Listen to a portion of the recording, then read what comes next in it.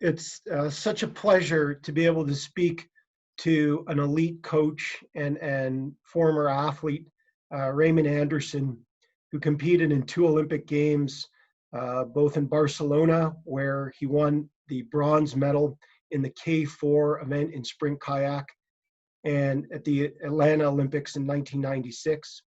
He's also coached many world-class athletes at the Western Australian Institute of Sport, which is located in Perth, Australia, where he's been head coach part-time and full-time since 2003. Thank you so much for taking the time to speak. It's great to have you here. Thanks, Les. Thank you. It's a pleasure. Maybe you can talk a little bit more about your background in kayak and how you got into the sport. Yeah, for me, I grew up in the Swan Valley in Western Australia, which is like a great growing region just on the outskirts of the metropolitan area. And I went to a high school, Governor Stirling High School, which just happened to be on the banks of the Swan River. And we have an event in Perth, which is quite a popular, sort of public event called the Aberdeen Descent, which at its peak would attract about 800 competitors and, massive crowds along the banks of the river. And that was so growing up in the Swan Valley, where the Swan River sort of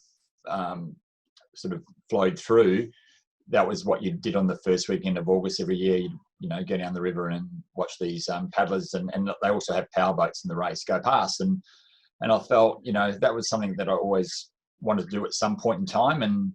And with going to Governor Stirling, I was quite fortunate in with that school, one being on the river, and then there just happened to be quite a few teachers in the school that were actually paddlers themselves and competed in the Aberdeen Descent. So as a result, canoeing and kayaking were quite an integral part of the outdoor education and physical education program. So, it was quite common for us from year 8 right through to year 12 to be doing some sort of canoeing or kayaking, once or twice a year during the various terms. So, so by the time I got to year 12, I developed, I guess, a reasonable amount of efficiency or proficiency. And then when I left school, when I was old enough to compete in the race, I still was in contact with my teachers, and I said, look, I want to do the Avid, and they said, yeah, okay, yep, no worries, we'll help you get going. And I did my first Avon as an 18-year-old, and pretty much became hooked. Since then, I was a soccer player before then. That was my main sport, and I played sort of at the top level over here in Western Australia. But I just felt, I don't know, I just liked the individuality of kayaking and just, I suppose, from an energetic point of view, how hard you had to train compared to maybe how I used to train for soccer. And gradually over a 1 or 2 year period, I sort of phased out of soccer, and kayaking became my main sport. Mm-hmm. And you mentioned the sort of physical strenuousness of the training. Were there other elements of kayak that were really appealing to you, or that kind of drew you in? Yeah, it was just it was just getting out in nature, getting out in the river, and I liked. I exposed myself to a number of different disciplines, from racing sprint, which is the Olympic discipline, to doing marathon distance, longer distance races, to doing whitewater races or river races as they're called, and just general play boating, if you like, just going in rapids and messing around and having fun. And just getting outdoors, I just really enjoyed that. But then the other thing for me was just that, I didn't see a pathway in soccer, and I don't know whether, I doubt whether I would have been good enough, because back in those days, excuse me, back in those days, soccer wasn't really represented too highly. Well, certainly Australia didn't go to the Olympic Games in soccer, and I remember a youngster watching the Olympic Games as the 1972 Olympics, and I felt that was what I wanted to do one day, was go to the Olympic Games, and I saw kayaking as a pathway to that, because it was a sport that you could go to the Olympics, and particularly once I taken it up. Australia had we just had the 1980 Olympics, and Australia done quite well. We won our first ever medal.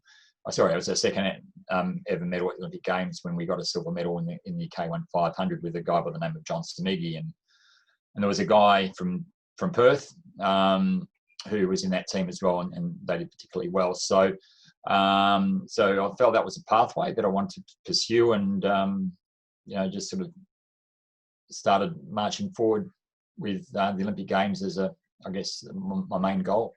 Yeah, and coaching. How did the transition into coaching come about? Yeah, for me, it was almost by accident. I mean, I was one of those athletes that I got to the point where I was quite competitive internationally, but I wouldn't say I was the best athlete. And wasn't the best natural athlete. I was very physical. I was very strong. Whereas I felt maybe technically, and even from a race performance point of view, maybe in the early years I didn't get the best out of myself, and I found I had to work particularly hard. And given that I started the sport quite late, I found I had to look under every rock to try to get that little bit of an edge. So as a result, I was a real student of the sport, and a real student of getting as fit and as strong as I possibly could. So and I think I've found that now that I'm obviously getting up there in years, often the best coaches aren't necessarily that top athlete of that particular era. It's the athlete that really had to work hard to get to the top, and I was probably one of those athletes that worked particularly hard. And then for me, the transition, it became almost by accident, because I had a half-baked crack at the Olympics in 2000. It was only because I was one of those athletes that never really retired. I just loved training. And after 96, even though that was effectively the end of my international career as far as sprint paddling concerned, I still trained. I was still training twice a day, just out of love of training. And after the Olympics in 96, I got married, and then in 2000 we had my first child was born, and that was my main focus, was security. It was spending time with the family and getting some sort of security for my family with my regular day job.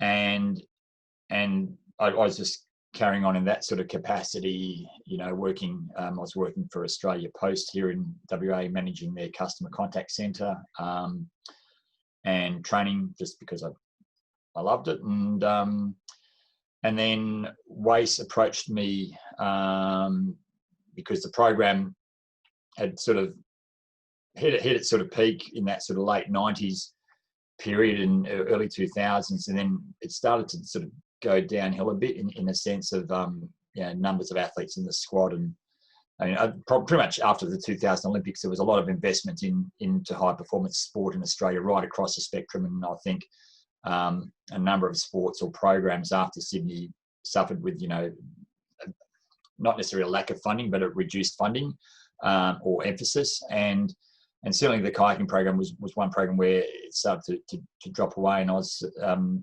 the coach at the time at WACE was sort of he was seconded back to the Gold Coast, which is where the national program was based, and where he was originally from.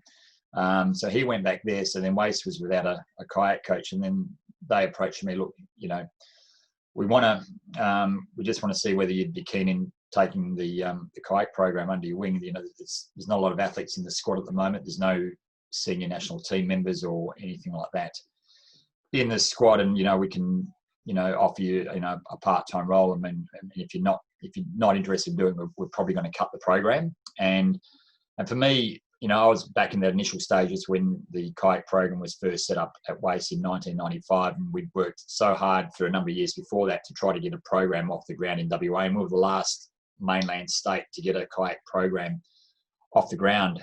So I didn't want to see it go. So I said, yeah, look, I'll I'll take it on. I think at the time I was getting paid 6 hours a week for coaching. Yeah. But I took it on and loved it. I mean, I was working particularly hard because I had my day job of managing the customer contact center, and obviously a young family, two kids under the age of 3 or under the age of 4, and then I'd sort of find my typical routine. I'd come home at night, do the family thing, help put the kids to bed, and then around 8 o'clock I'd be in here on the computer working through some nights till about midnight, doing all my admin, writing programs, etc., and then getting up at 4:15 the next day to go down the river and coach the athletes, and then get back in time to go to work. And so I did that for the first 9 years pretty much, and in that time the program went from strength to strength, and in reality, even though I was getting paid very much a part-time salary, I was probably working close to full-time hours as it was, and the program just went from strength to strength. We were fortunate to win the WA Institute of Sport Program of the Year, I think about four times in about a 6-year period in that sort of late, from 2006 up to about 2012, and we went from a situation where WA would never get more than maybe one person on a senior team to all of a sudden getting 2 and 3 people on a senior team. One of our athletes won a bronze medal. We had another athlete that sort of, unfortunately due to health reasons, probably didn't perform at their best at the Olympics, but in that year before was arguably the best paddler in the world, and a number of good results. And even we had a couple of years there we had even five athletes from WA in the national team, which being a small state population wise was quite a big thing. So that was sort of how I transitioned it, but I loved it, and I found a way to make it work. And then in 2012, I guess the planets lined up with Australia Post centralising a lot of their administration functions, and Waste being in a position to put me on full time. It sort of all lined up to accept a redundancy from my day job and commence coaching full time. Yeah. Well, what do you attribute your success to? I mean, it sounds like you've really developed the athletes, and you mentioned that before you started working that they were going to axe the program, and over a number of years, it sounds like early on you said you went from success to success. Why was that? Yeah, I did. Well, I'm obviously passionate about the sport, and I'm passionate about getting the best out of people. And for me, one of the things that I say to my athletes is, when they come into Waste, look, I know high performance sport is a hard game, and I know, when I'm talking to these athletes, most of these athletes in front of me are never going to achieve their ultimate goal, because for a lot of them, their ultimate goal is to go to the Olympics, and a lot of them don't, and those that do, visualize being on the podium, and there's only that very select few that wind up being on the podium. So I say to them, look, I want you walking out of this program just knowing that you couldn't have done anything more than what you've done, and I want you to come out of the program a better person than what you were coming in, and what this program is going to provide for you. All these attributes that you learn as an elite athlete are going to hold you in good stead for the rest of your life, and you're going to be able to apply that to sort of business, to other sporting endeavours that you might do, to family, whatever you do, and that's and I think by having that approach, I think obviously helps, because I think so many athletes I've seen walk away from the sport because they've come in. There's just so much pressure that you need to achieve these results, and otherwise you're not going to get supported, and that sort of thing. And I don't think that's what it puts. Just undue pressure on the athletes. So they know what's at stake, and you can walk out of this journey, really in a good headspace, because you've learned so much stuff, because the emphasis has been on that process, or on the journey all the way through, not the final outcome. Yeah. Whereas I find maybe those coaches that are really outcome driven with their athletes, there just seems to be, just anecdotally, some athletes walk away dejected, whereas I've got a fairly good track record with a lot of my athletes here that have come through the program. A lot of them are still involved with the sport. They're coaching at a grassroots level, and we're still.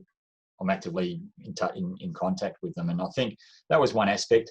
The other aspect is I'm just passionate about getting these athletes to be the best that they can be, and that's why I have a real holistic approach to my training.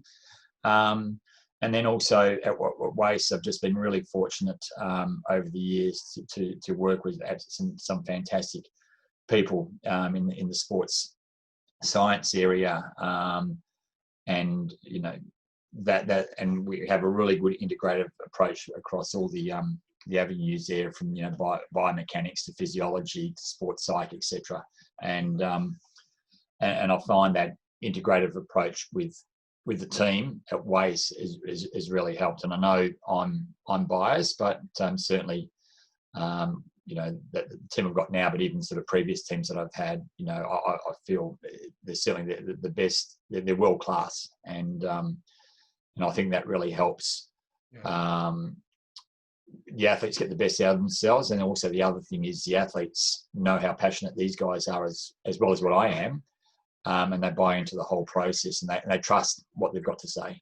And I think there's a number of factors there as to the reason why the program's been successful.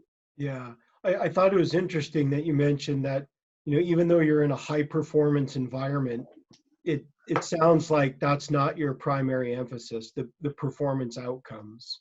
Is that correct? Or? Yeah, correct. Certainly, I mean, look, the outcomes are there, but they're not emphasized because the athletes know, and they don't need to be told every day. And my goal is to create an environment where the athletes, one, want to come to training, and two, when they get to training, that they get the best out of themselves and they enjoy it. First and foremost, if they don't love what they're doing, they're not going to get the best out of themselves. So creating that environment, and certainly for me, I've learned along the way. I know a lot of coaches go into coaching and pretty much what they do is what they did as an athlete, and I don't think that's always the way to go. It can work for sure, whereas I believe, look, being I guess having studied sports science, I've got that sort of mindset. And that I'm always looking at research and ways to do things better as new sciences emerge, and certainly the way I've structured my programs have evolved over the years. So very much, if I look at my training programs when I first started coaching, yes, they look very much like what served me really well back in those days, and then as I've evolved, that program has changed, and what we're giving the athlete has changed, and sometimes we definitely tailor the program to suit various athletes. Like if there's an athlete that's more sort of anaerobically based as opposed to an athlete that's more aerobically based, we'll make accommodations in the program in order to, the way we see it is I want to give them something that's going to make them be the best that they can be. Yeah. I don't want to give them something that I feel is like a cookie cutter, one size fits all approach, because I know that's just not the way to go. Right. Well, I'm curious about, you mentioned keeping training fun, and it sounds like you see yourself as instrumental in the creation of a certain environment. I'm wondering, what are some things as a coach that you do to create fun for your athletes? Because I imagine training is arduous and challenging, and you're in a tough sport. Yeah, it is a physically demanding sport. And I think it comes down to, a lot of it comes down to communication. I think if the athletes feel that they can trust me and talk to me, and not be afraid to talk to me and talk about anything, and vice versa, I think that is one way of creating that fun environment, because that you get that interaction rather than, I know athletes that sometimes they're intimidated or don't want to talk to their coach because they don't feel that he or she are going to listen, or or the coach isn't listening to their needs and things like that. And I think that's, I think it's just creating that mutual respect between the athletes. And I'm also mindful of, I think, when I say fun, we certainly don't have games and all that sort of, although, sometimes we might do something like that, but, Right. but it's just really creating that environment where the athletes want to do it. And certainly with my programs, they do vary. It's not like they rock up to training, it's the same thing year in, Sure. year out. So they get that monotony. And that doesn't help. That takes away the fun aspect of going to training. From my experience, I've heard with some athletes, because they rock up for training, they're doing the same thing week in, week out, potentially sometimes even 52 weeks in the year. Whereas certainly with my programming, the way it's periodized, there's certainly differences in that. We're looking to really get the athletes that sort of the best adaptation process that we can get. And I think also, we're quite active over here with the various, first and foremost, what's going to get the athlete on that podium is that hard work, that commitment, getting out there, doing the basics right. But then when they get to that certain level, when they are going for Olympic Games, then we start throwing more and more icing on the cake, where we start throwing the various interventions that we use at weights, and we use them a fair amount, and but the athletes again find that quite interesting. They just see what interventions might work for them, what don't, and just being part of that process. And that again is part of being an athlete, just learning all that, and you're actually quite engaged and interested, and it's fun to see. Okay, I do a block of altitude exposure, and how much can I improve my hemoglobin mass, or Right. stuff like that. So so that's sort of what I mean, by creating that sort of fun sort of aspect, and just trying to be cognizant of the vibe within the group. Like, you don't want to rock up to the boat shed every morning and just find people just moping around as if they don't want to be there, and just being, keeping your ear to the ground, and just, I guess what I'm fortunate about is the athletes that I work with, most of them are highly motivated anyway. So, it's potentially a lot easier in that aspect than maybe some team sports, where, the athletes I've got have got to me because physically they've not been afraid to put in the hard work. Whereas maybe sometimes in team sports, ball sports, you get some athletes that are very good because they're highly skilled, but maybe, they don't want to do the hard yards in terms of conditioning. And, we see, I suppose, examples of that quite often in team sports. And whereas, with the sort of athletes in the sort of sports or in sports similar to mine, which requires that real hard physicality, it's, for a lot of athletes, it's not that hard to turn up, because they genuinely like pushing themselves anyway. Yeah. So would it be accurate to say, Raymond, that by the time, the athletes kind of come to you, that they're already well versed in pushing themselves, and as you say, that they're quite motivated, and so they kind of embrace the challenge or the physicality of the sport? Certainly, most of them are. Usually, at the Institute of Sport, I get athletes probably that come directly to me when they make a junior national team. So that's under 18. So then generally, the age of athletes that I have in my squad are from the age of sort of 17 up to early 30s. And by that stage, they're already working at a relatively high level. I've had examples over the years where I've had athletes that have come in that are pretty raw, and they need to, I guess, understand what is required to achieve at this particular level. And certainly now with our approach at WACE is we are getting down and doing more and more work with the pathway than what we might have traditionally done in the past. So now those younger kids in the 15, 16, 14, 15, 16, are getting a little bit of exposure with working at us and getting a bit of sports science thrown at them, and so they're getting a better understanding. And I think that's really helping now. When athletes come to me, I think they're better prepared than what they might have been 5 or 10 years ago. So but generally, in most cases, they're highly motivated. You still get the odd one that has got there on sheer talent, Right. and hasn't quite put the hard yards in, and sometimes that can be a double-edged sword, because you've obviously clearly got a talented athlete, and they've got their at a junior level they can get away with it, but they can't get away with it at a senior level. Yeah. And sometimes mentally that can be a real challenging point for them, because all of a sudden you got these guys that they were beating as juniors that are putting in a lot more, and then they start knocking them off, and all of a sudden they have to find they have to work harder. And sometimes I've had examples where that working harder hasn't worked for them mentally. They didn't like it, so then and that's when you lose athletes. That's fine. That's just the nature of high performance sport. Right. And you mentioned that part of your role as a coach is to get the most out of help the athlete get the most out of themselves, and to kind of leave no stone unturned in terms of their aspirations or pursuing their goals. I'm wondering, to what extent is injury an impediment or barrier to getting to the podium, or to helping the athlete achieve, to get the most out of themselves?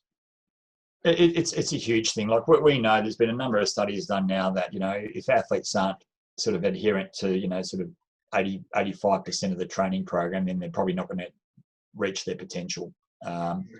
Or if they're a podium level athlete, then they're probably not going to be on the podium. And definitely it's been an impediment. I've had athletes that potentially, may have been, or were certainly good enough to be on the podium at the Olympic Games, that had injury setbacks, and that probably cost them, or injury or illness setbacks that probably cost them to potentially be on a podium at that sort of world championship, Olympic Games level, up to athletes that could have made a senior national team, but just injuries, or they were just a bit more prone to injury or illness than maybe other athletes, and that sort of took away how available they were to train, and as a consequence, they weren't able to get the best out of themselves. But I've also had examples where, especially now with the way we monitor athletes a lot closely, that we've had some real successful results with athletes that have maybe been sick or injured, and we've been able to really modify their training in such a way, because we've got quite a bit of historical data, and we've got them to achieve actually quite a high level, and almost surprise themselves and ourselves as to what they've achieved, because of maybe how little work they've done, but because we've been able to monitor it and apply it into such a way that we could still get them into a various competition in good condition. Yeah. So I was just going to ask, what is it that enables those athletes who have an injury and they are still able to come back and compete at a high level? As you mentioned, maybe they surprise you or themselves. What facilitates that? Well, I think first and foremost is that degree of natural talent, secondly, I think it's just mental toughness and belief in your ability. I think an athlete, if they've had some time off with injury or illness, they just need to back themselves and be confident with the team around them that what they're getting is going to get them into that competition the best that they can be for the circumstances that they have been in. So I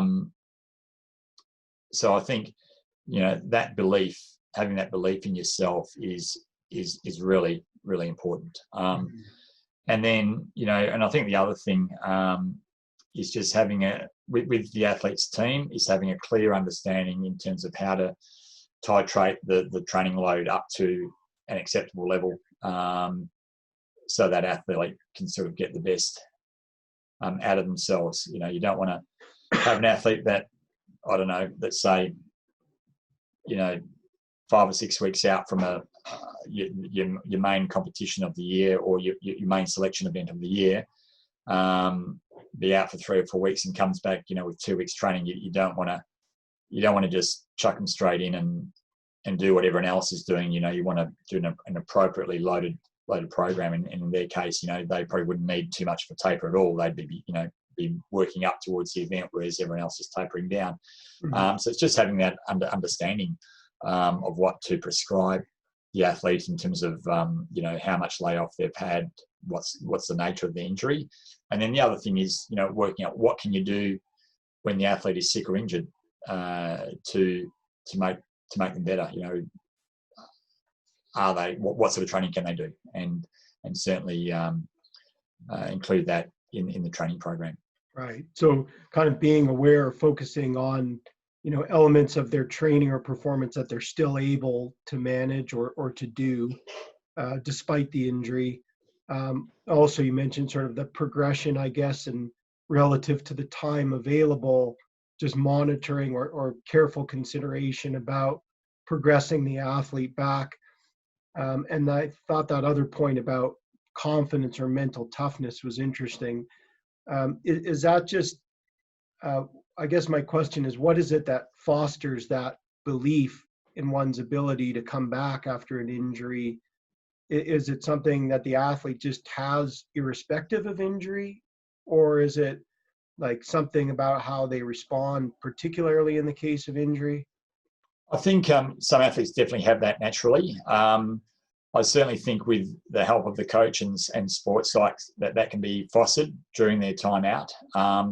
And certainly, depending on the nature of the injury or illness, there's always stuff you can do. Like if you've got an illness where, okay, you can't train, but that doesn't stop you to work on your mental skills, visualization and working out, when you come back and coming back tougher and having developing those belief mechanisms in yourself.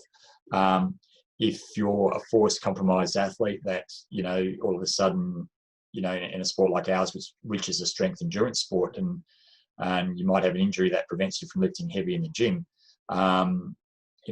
that doesn't stop you from going to the gym and doing something like, say, blood flow restriction training, where you can, drop the weight down to, 30% of your 1RM and potentially still get some of those strength and hypertrophy attributes that you would get from lifting heavy, but you're not sort of risking getting re-injuring yourself. So there's always stuff that you can do, and I think those things too can help create those belief mechanisms in the athlete, because they're actually doing something that is helping them to still get to that end goal. Right. So as a coach, is that kind of part of what you do with injured athletes, is to help them recognize what they can be doing, to kind of work with them on modifying their program? Or I guess what my question would be, sort of what's your role in kind of fostering those beliefs that the athlete can come back? Yeah, very much so. It's certainly integral in terms of fostering those beliefs, and certainly, as I said at the start of the interview, at WACE we have a very integrative approach with our whole performance enhancement team, and certainly we'll meet regularly as a team and discuss the athletes, and even outside of that formal meeting, I'll communicate with the relative service providers about we need to be doing this and that with a particular athlete if they're sick and injured. And certainly that's what we'll do. We'll sit around in this integrative approach, and with the doctor, the physio, the sports psych, the biomechanist, the physiologist, the strength and conditioning coach, and we have a chat around what's going to be the best prescription for this particular athlete based on their particular injury or illness, and we formulate a plan that way. Right. Is the athlete part of those discussions? Yeah, if we find once they're a higher performing athlete, then they certainly we give them more buy-in to the whole process, because we trust what they've got to say, because they know what they know, whereas a younger athlete doesn't know what they don't know. Right. And certainly we will include them, but probably not to the same degree as what we will with like one of my elite sort of senior athletes. And so we stage it depending on where the athlete is at. So certainly if we're talking about an Olympic level athlete, yes, they'll be very much part of that program. And we do have regular debriefs with at least 2 or 3 times a year with the athletes, definitely after a benchmark event where the athlete will come in with the whole performance enhancement team and we'll sort of go through and review their targets, how they went at that particular event, what worked, what didn't work, and what can we do in this next phase, and they're certainly part of that. Mm-hmm. What types of support you mentioned at WACE on a few times? You indicated that you have a great team of individuals and you work in a collaborative fashion. I'm wondering, what are some of the types of support that the injured athlete needs or benefits from? Yeah, I guess first and foremost, the actual they've got access to the sports doctor or the sports physiotherapist to work specifically on that injury or that illness. So obviously, if it's an injury, the physio will prescribe there'll be treatment, and then there'll be the various prehab and rehab exercises associated with that particular injury. And if it's an illness, if it's a real chronic sort of illness like a glandular fever or whatever, the doctor certainly gives us advice into how to graduate that athlete back into training in terms of for this first week back, maybe just 2 or 3 paddles on the water as opposed to 7 or 8, and nothing above, let's say, 120, 130 beats per minute heart rate. And then from there we go with the sports psych. There's work to do there to make sure that the athlete has the correct mental approach to be coming back from the injury and making sure those mechanisms are in place. And then we've got access to the strength and conditioning person and the physiologist in terms of, okay, is there anything else we need to do outside of the injury? Okay, now the athlete can come back and start training, but we probably don't want to throw too much paddling at them if it's, say, a shoulder injury or an elbow injury. So then what we might do is we might put some additional cross-training sessions in on a bike or something like that. Potentially we might use, we're fortunate enough to have a climate chamber at WACE where we do we can do hypoxic or heat exposure type sessions, and we can certainly do that to help, I guess, amp the athlete or get the athlete back up to speed or fitness quicker than maybe just a traditional sort of methodology. So it is a holistic approach, and it's certainly a specific to that particular athlete based on what injury or illness they might have or have had. So along those lines, my next question may be specific to the injury type or severity that an athlete has, but I'm wondering, what are some of the challenges that an injured athlete experiences or faces in their rehab? One of the challenges that they have is, depending on the severity of the injury, is have they got enough time to get ready for their benchmark event? So that's certainly one of the challenges, and that's sort of a call that we need to make at some point in time that we feel. And fortunately, in our sport, it's not a contact sport, it's not a high impact sport, so the rate of injury is not that high, but we've had some interesting injuries over the time, and sometimes you do run out of time, and you just got to be real about it. But I think certainly that's one of the challenges, is having the athlete really understanding what they need to do, and that's where the stuff that they need to do outside of the main training environment, I think that's important as well, because often, there's only so many hours in the day that we can work with the athlete.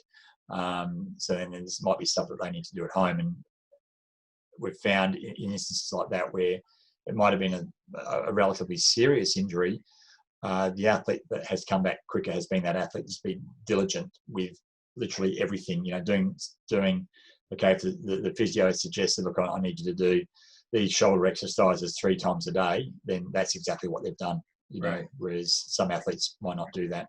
And then, we've had instances where we've had both injuries and illnesses where we've not been able to find the root cause of the issue. And that can be quite frustrating for the athlete and frustrating for us, because we don't know what's causing the particular issue. And then, we don't know how much to prescribe that athlete, because, we don't know what's the root cause. And we've certainly had examples of that as well. Yeah. So that sort of understanding about the cause of the injury sounds like it's important for the prescriptions that then follow, in terms of here's your potential time frame, here's the progressions and the exercises that you need to do. You can't establish that if you're uncertain about the cause of the injury. Exactly. And I think that you hit the nail on the head. We certainly see that with athletes. If we know what the injury is or know what the illness is, and we've got a plan that we've got, I suppose you can never be 100% confident, but, really highly confident that this plan back to full fitness is going to work, then obviously we're confident, the athlete feels our confidence, and they're confident as well. And that helps. It's just when you get that uncertainty about what the particular root cause is of a particular illness or injury, sometimes that can be frustrating for both coaching staff and the athlete, because you don't really know what you're dealing with, and you don't know whether that athlete is going to work. I mean, we had a case in point this year with one of our athletes that had been just getting chronic illness for 15 months or so, and we weren't able to establish why this person was getting sick, 1 or 2 weeks out of every month. And it was almost a case of going, you get one step, maybe 2 steps forward and 1 step back all the time. And that was where, in the end, we just sort of bit the bullet and said, okay, well, look, we can't find out what's going wrong here. So we've just gone right back to a real basic program, taken the load right out and just focused on quality. And then in the end, the result this person got at nationals was I guess above anyone's expectations. And to the point where they were very close to making the Olympic team when that wasn't even on the tape. Right. It almost sounds a bit like there was some acceptance of the uncertainty, and I wonder if that in some way alleviated some pressure in that case. I think it did, because I think there was definitely a lot of uncertainty in this case, in this particular athlete's part early on in the season. And I think once we had a couple of regattas before the main selection regatta where this person performed exceptionally well on a fairly limited program, all of a sudden this person started to believe in themselves that, hey, maybe what we're doing, even though it's not as much as, the other athletes in the squad, it's clearly working for this person. And I think once there was that acceptance, I think that really helped as well. Yeah. Aside from the uncertainty, I guess, about the nature of the injury, and I imagine in many instances there is greater certainty about the cause, certainly of an acute injury, but I wonder, are there other uncertainties that an injured athlete experiences aside from just what's actually happened or what's caused my injury? It's probably, sometimes it can be the things that go on outside of the training track. So, for example, if this particular injury has impacted their ability to work, again, because we're sort of dealing with athletes that for most of them, they need to, if they're not students, if they're sort of mature age athletes, and certainly a lot of mine, sort of are going through uni and have finished uni and are now out there. In most cases, they do have to find a job. So if the injury results in them not being able to work, particularly if they're like casual employees, and that can create there's an added stressor there if they're not getting enough income coming in to support their sporting aspect. I think there's always that psychological stigma attached to sort of athletes that are injured. To do like in our sport's unique in a sense that it's both an individual sport and a team sport, where you rock up to competitions and you're racing your single kayak, but you also race in double kayaks and 4-person kayaks, and so then there might be instances where athletes might not necessarily want to race this particular person because they've had maybe too many injuries or they've been out for too long, and and by paddling with that particular person, is that going to jeopardize their selection into the team? Things like that. So there's certainly aspects like that which definitely lend to the uncertainty. I think also.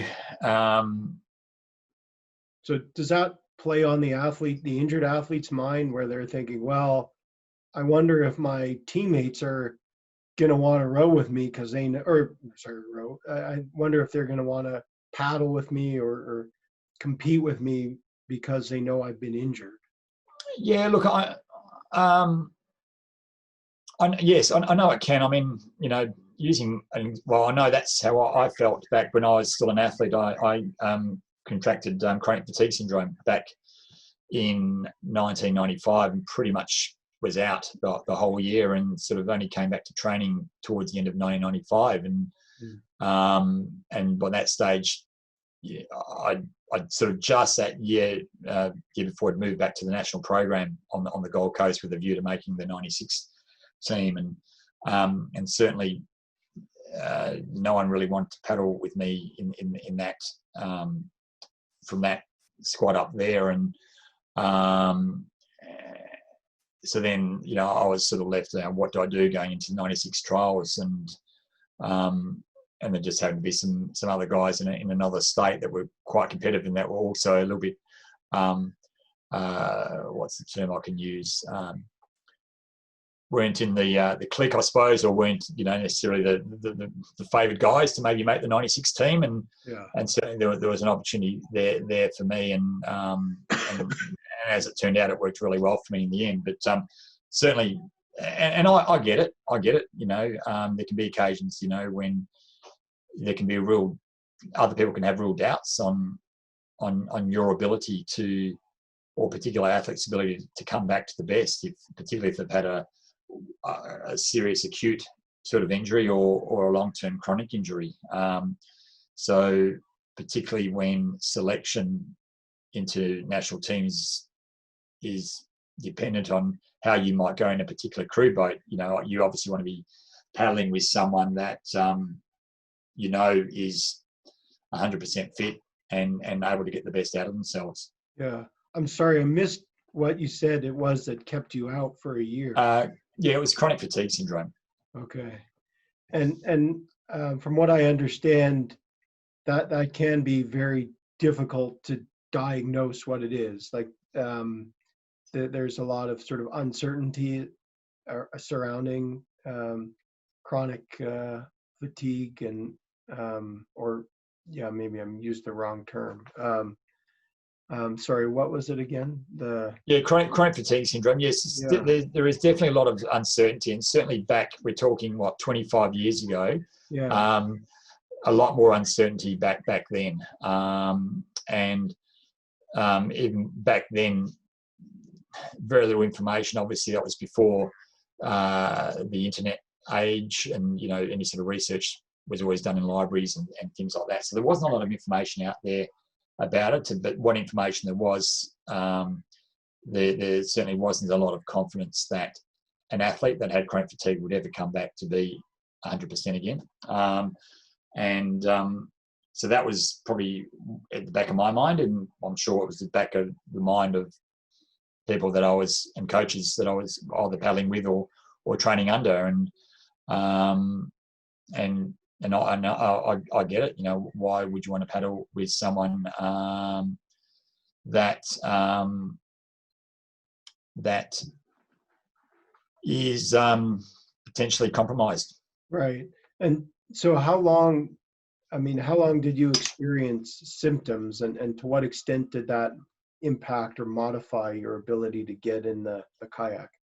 Yeah, like I had it pretty bad. I had pretty bad symptoms from sort of not being able to sleep, being just really fatigued, sore joints, sore muscles. I was basically bedridden. So I couldn't do anything other than, getting up, having a shower, brushing my teeth, watching a bit of TV, so yeah, I was pretty gastrointestinal issues, headaches, brain fog, pretty much the whole gambit of symptoms, and I think and I was like that probably for about 6 months, and then it was just gradually getting better over time, and for me, back then it was left up to me to do my own research and all that. We certainly didn't have, I guess, that integrative approach, and that was just before. We didn't have an institute kayak program, or it came at the end of that year.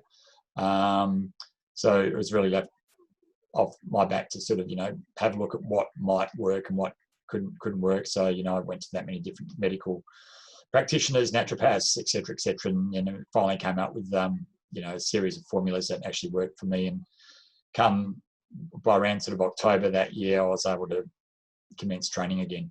Yeah. I guess before you were able to find some things that worked for you, when you were, 3 or 4 months into this 6-month period before your symptoms started to subside, did you wonder if that would ever be the case? Oh, very much so. I mean, at that stage, then the Olympics were off the table for me. I was more thinking about, because the publicity, as I said earlier on, was, could people get back to being 100% again? And I was getting calls from people, and there was all these people that had chronic fatigue and these chronic fatigue support groups, and they've had it for years and they're not getting any better. And I'm thinking, gee, I'm just in my early 30s and I've got the rest of my life to look forward to, and I didn't want to be sort of, spending the rest of my life, not being able to function maximally, if you like. Yeah. And that was first and foremost, was for me to just get back and to be in a position where I could lead a normal life, Right. work a day job, raise a family, and just do some level of physical activity. That was my first focus. And the Olympics was really off the table till, later that year, when, okay, I'm starting to feel pretty good, might as well give it a go. Mm-hmm. Were there things you were able to do to that helped you cope with that time period where you just wanted, or your hope was just to resume some sense of normalcy, or, like you say, the Olympics were maybe off the table, but you were just hoping to resume, just some quality of life? Were there things that help you manage or cope with that time? Yeah. Well, I as I mentioned earlier, I'd relocated back to the Gold Coast and trained with the national program before getting sick, and that's where I got sick. And so I just came back home, and my parents obviously supported me, so that was one stressor. So I didn't have that financial stress of paying rent or anything like that. So just that alone was a massive help. Secondly, I'm really a strong believer in the power of the mind, and daily I would go through various sorts of mental sort of strategies designed around sort of visualizing myself getting better, and that one day I will get better. And I had that positive belief that even whilst there was uncertainty on one side, on the other side there was that belief of me getting better. And as an athlete, I was that athlete. Particularly back in those days, we didn't have programs or coaches or anything like that. So I had to be my own coach in the early days, and do a lot of my own research, and leave no stone unturned. And so that approach that I had to my sport, I had the same sort of approach to this. So I was looking at, potentially all these things that could potentially work for chronic fatigue, and I had this checklist, and I'd try something, and then if it didn't work, I'd cross off the list and say, great, I'm one step closer to finding what is going to make me better. So rather than taking it the other way around, oh, look, that thing didn't work, it's, I'm not going to find anything. I took the opposite side. I'm one step closer to finding what's going to make me better. So I think that helped. And then obviously in the end, we sort of worked out potentially what the root causes were, and we were able to put sort of interventions in place to get me back to full health. But even when I got back to what you would consider full health, there was a lot of uncertainty there. Like if I had a little sniffle, I'd be really concerned it's just chronic fatigue coming back. And that was probably like that for a good 2 or 3 years after that. Until finally, I was pretty confident that okay, it's gone. It's a thing of the past. Right. It seems, I guess, understandable or legitimate that you would wonder, or be worried about symptoms and the meaning of those symptoms, and whether it was indication that you might be re-experiencing chronic fatigue. I thought it was interesting that you mentioned that point about sort of adopting the same approach that you did to your training and your athletic performance as you did to your recovery. And I'm wondering if you can speak to that in terms of kind of the possible benefits of that for the injured athlete. Yeah, look, I think that's the skills that we learn as an athlete. It's being able to persevere and look at all possibilities that can make you be the best that you can be. And that sort of transfers over to, if you're an athlete, okay, what can I do that's going to allow me to recover and get back to full health or full fitness as quick as I possibly can? And again, that's the same thing that a plot runs over into a business sense or into a work sense. What can we do in a business setting to get this business, working optimally? So I think that's where it sort of flows over, certainly from an athlete sense. It's still maintain that same level of professionalism as you were when you're training fully, and still having that same sort of approach to when you're sick or injured. Yeah. Maybe you can talk a little bit about the role of motivation in terms of athlete recovery. Yeah, I think motivation is very important because it does require that certain level of motivation to again get out there and get the best out of yourself, and certainly sometimes with some of these things that you need to do as an injured athlete can be quite monotonous and quite boring.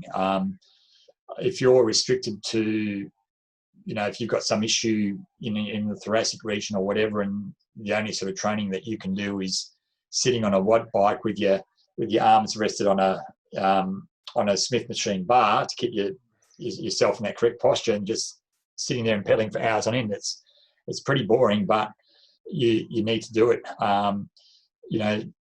Doing those rehab sort of exercises, if you have to do them 2 and 3 times a day, it can get boring. But again, if you do it, you're going to get better quicker and get back to full fitness. And that's that sort of, again, it just comes back to that desire. How much do you want it? How much do you want to be the best that you can possibly be? And if you've got that, if that desire is burning inside of you, you're going to do whatever's required. Yeah. But it also sort of sounds like, again, kind of going back to your earlier point about, your coaching. It sounded almost like a part of your coaching philosophy about creating a certain environment. Would you say that you kind of play a role in that motivation for the injured athlete? Look, it is, and I'm certainly, part of my role is helping the athlete create that belief mechanism inside themselves that yes, they will get better, and that they will be able to still compete and achieve their best. And you know, there's various ways that you do that, and I think that's important.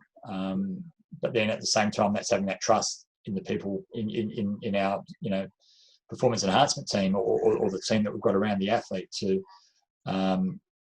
give the athlete the best advice possible based on the knowledge or the information that we have. Yeah. To that point about trust, from the athlete perspective, what builds their trust in their treatment providers, or how do they know that they're getting kind of the best advice or suggestions? I suppose there's a couple of different levels there. One, I suppose, is reputation, and previous feedback from other athletes. You know, they might say, "Oh, look, you know, he or she is a great doctor or fantastic physio," and they've seen, you know, within the squad environment, other athletes come back from injury or illness quite quickly. So I think that helps.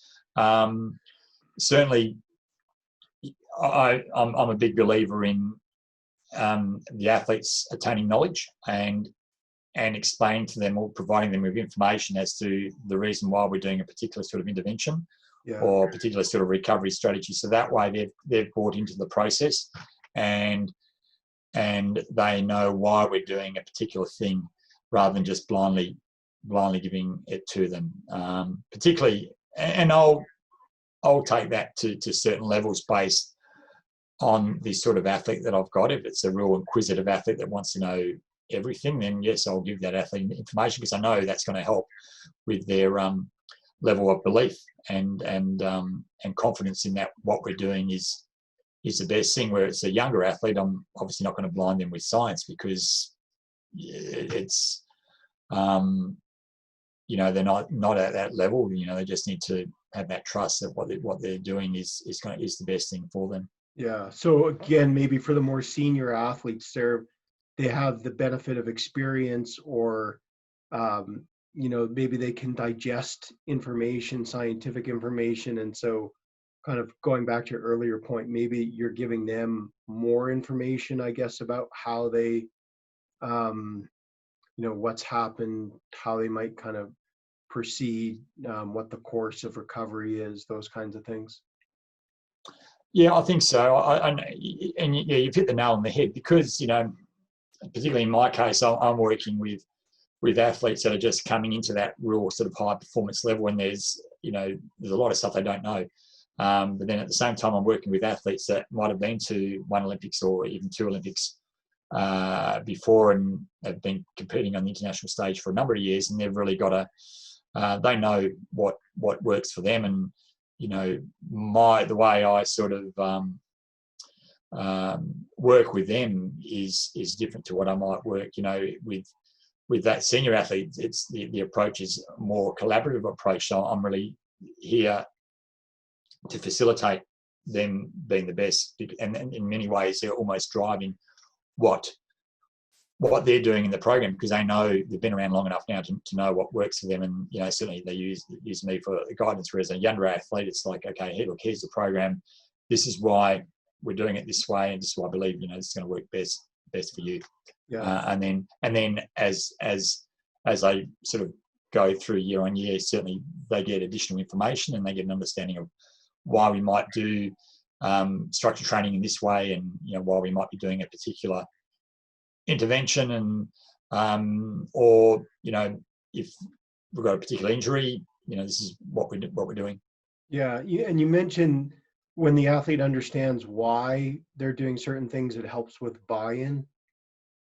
Is that Very much so? Yeah, that's very much. Again, that's sort of my philosophy. I find that if the athletes buy into your belief systems and what you feel is the best for them, they're going to go along for the ride, and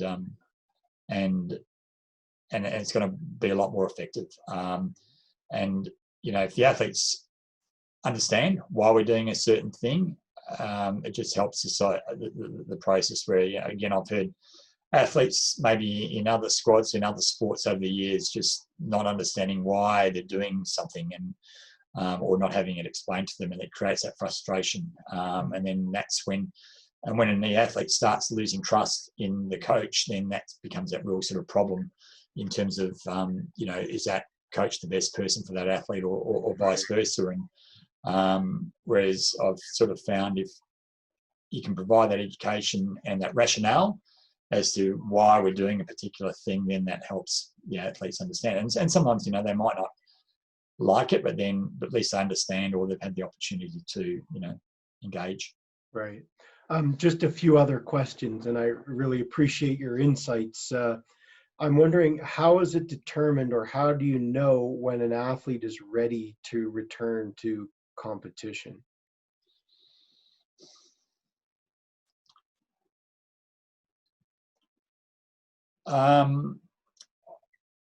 I guess first and foremost, we take advice from the medical professionals, so from the physiotherapist and the doctor.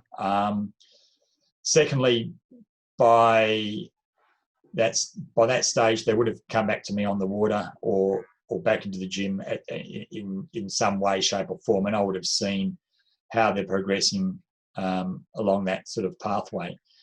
We would have got some sort of numbers off them, whether it's numbers on the water, power numbers, times, what sort of weights they're lifting, how they're feeling.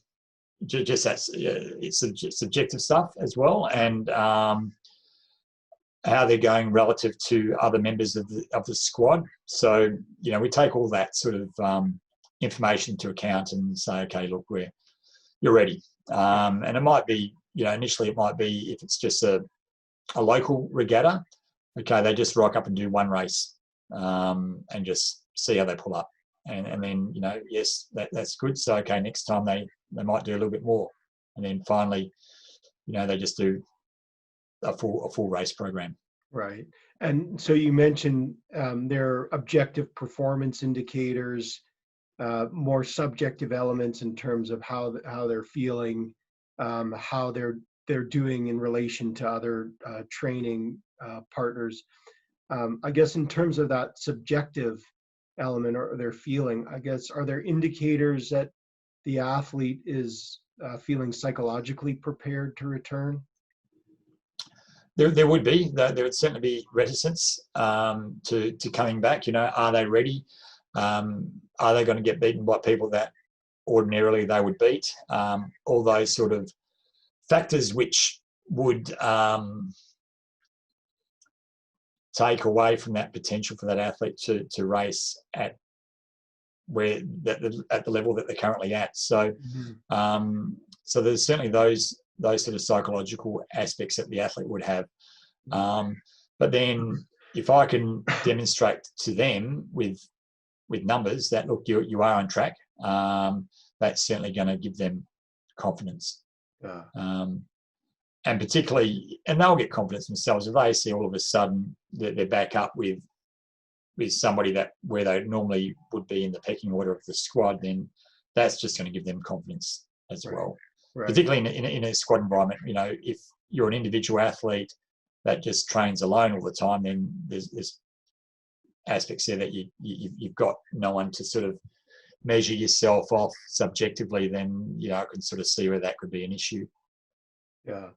So would you say then that kind of the psychological readiness is almost comes from or is a product of those physical indicators, where if they're getting the performance metrics or they can see how they're doing relative to others in terms of performance, that then kind of fosters the mental readiness?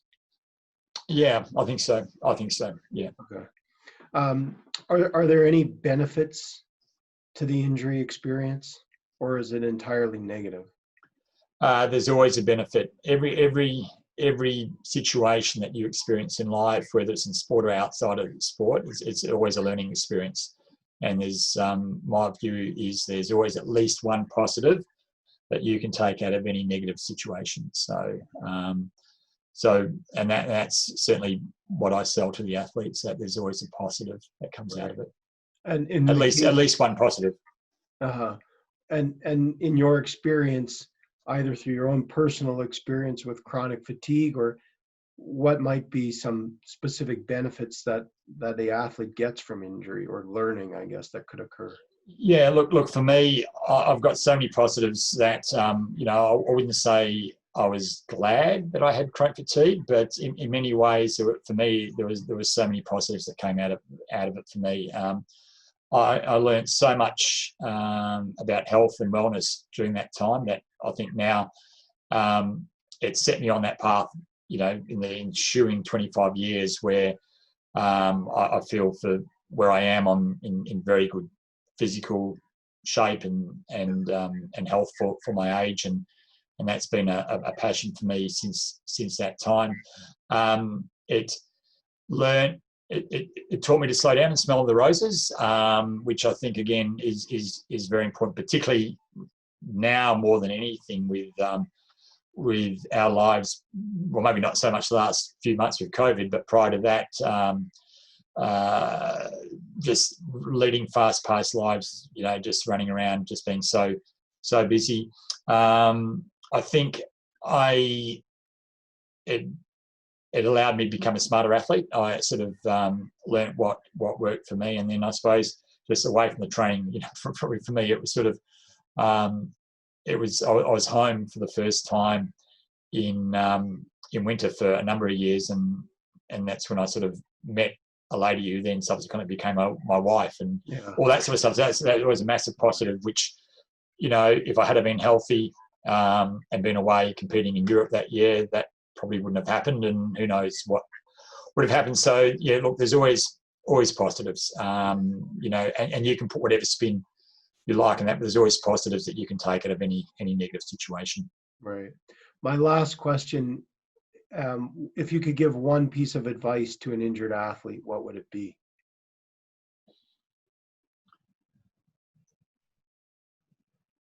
Just have belief in yourself, and take that advice and use it to get better. Yeah. So that self-belief and sort of using the advice to improve, to get better, to get healthy. Yeah. Yeah. Yeah. Thank you so much for your time, Raymond. It's been a pleasure to be able to speak to you and to hear about your experience, but also to get your insights and I know that athletes who may listen to this will certainly benefit from hearing your wisdom, and thank you for taking the time. I appreciate it. Yeah, thanks, Les. It's been a pleasure.